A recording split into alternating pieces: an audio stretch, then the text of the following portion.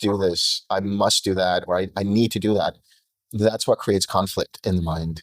So it's my great fortune to meet Delson Armstrong. He's spending a lot of time with folks in India and in the US and different parts of the globe. One inquiry that I wanted your perspective on that we often hear, at least from my perspective, is the way I see it is there's a big need for psychological shift in the world today. And there's this material side of the world that we are living in. And then there's a bridge to go where contentment is, where ananda is, and various other things that people are deeply seeking, right? And in the process, sometimes it manifests in the form of a lot of feeling that you're not good enough. I've experienced that and got trapped with it as well. And then, there's a lot of overthinking in the process, anxiety builds up. And then, it can really get trapped despite rationally understanding. So there's some play in action. From your view of life and experience truth, what's one message you want to share? Have you actually experienced you're not good enough at some points in your journey? Is it a real thing for you? And then if you were able to figure out a way to go past that, and then if there's anything else you want to add? Sure. Yeah. Actually, that's a very pertinent question, because I think that's what's being felt among my generation, the millennials, and of course, Gen Z, and even people that are older than ourselves, is this thing called imposter syndrome, where I feel like I'm not good enough in what I want to do or what I am doing with the career I'm pursuing and so on.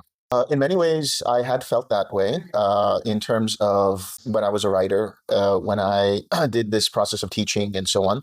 But the thing that I fell back on was the realization that this comes from a lack of self-love. I think the majority of problems in today's world is a lack of self-love. And I'm not talking about the narcissistic kind of self-love, because narcissists need real deep self-love, which is not about like the surface level, I look good, I do this, I do that. No, it's bone deep loving kindness to yourself, compassion to yourself, and the realization that what am I exactly looking for? What am I exactly chasing for? Our kids in the society are pushed to the brim in terms of we have to perform this way, we have to study, we have to get a good job, we have to have a good family life, we have to. This disease of like, I must do this, I must do that, or I need to do that. That's what creates conflict in the mind. So my real urge for people, and the one takeaway I would like to have them use, is that you are already worthy of love and compassion. Yeah. And it starts from yourself. The thoughts that we have of ourselves are a reflection of how we were raised from our teachers and by our parents. But that doesn't mean that we need to live with that if it has been a negative or unwholesome, set of thoughts. I welcome hearing from all of you on your comments, on your suggestions, on your feedback. And let me know what else you want to hear more on.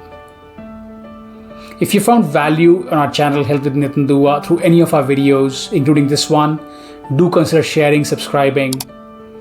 Until I see you in the next video, this is Nitin Dua, serving you with love.